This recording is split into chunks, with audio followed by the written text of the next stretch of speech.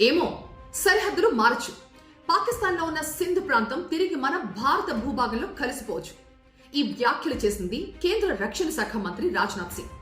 ఢిల్లీలో జరిగిన సింధ్ కమ్యూనిటీ ప్రోగ్రాంలో ఆయన కీలక వ్యాఖ్యలు చేశారు. 1947లో దేశ విభజన సమయంలో పాకిస్తాన్లో కలిసిపోయిన సింధ్ ప్రాంతం తిరిగి మన భారత భూభాగంలో కలవచ్చేమో అన్న ఆయన వ్యాఖ్యలు ఇప్పుడు ఒక్కసారిగా హాట్ టాపిక్ అయిపోయాయి. సింధ్ ప్రాంతం వాళ్ళు మాత్రమే కాదు, భారతదేశ వ్యాప్తంగా ఉన్న హిందువులంతా కూడా సింధు నదిని ఒక పవిత్ర నదిగా భావిస్తారన్నారు. సింధీ హిందువులు, ముఖ్యంగా తన తరం వారు సింధ్ని భారత్ నుంచి వేరు చేయడాన్ని ఇప్పటికీ కూడా అంగీకరించలేరు అని బీజేపీ అగ్రనేత ఎల్కే అడ్వాణి తన పుస్తకంలో రాసిన విషయాన్ని ఇక్కడ రాజ్నాథ్ ప్రస్తావించారు. సో సింధ్ ప్రాంతం ఎప్పటికైనా భారత్ లో కలిసిపోవచ్చు అన్నారు రాజ్నాథ్ సింగ్. గతంలో కూడా పీఓకే గురించి రాజ్నాథ్ ఇలాంటి వ్యాఖ్యలు చేశారు. పాక్ ఆక్రమిత కశ్మీర్లో ప్రజలంతా మనవాళ్లే, వాళ్లతో భారత్ కి చాలా స్ట్రాంగ్ రిలేషన్స్ ఉన్నాయి, ఏదో ఒక రోజు పీఓకే దానంతట అదే ఇండియాలో కలిసిపోతుంది అని. సింధ్ భారత్ లో కలిసిపోవచ్చు అన్న రాజ్నాథ్ వ్యాఖ్యలు పాకిస్తాన్ కి కోపం తెప్పించాయి. వెంటనే పాకిస్తాన్ విదేశీ వ్యవహారాల శాఖ ఈ మేరకు ఒక స్టేట్మెంట్ కూడా రిలీజ్ చేసింది.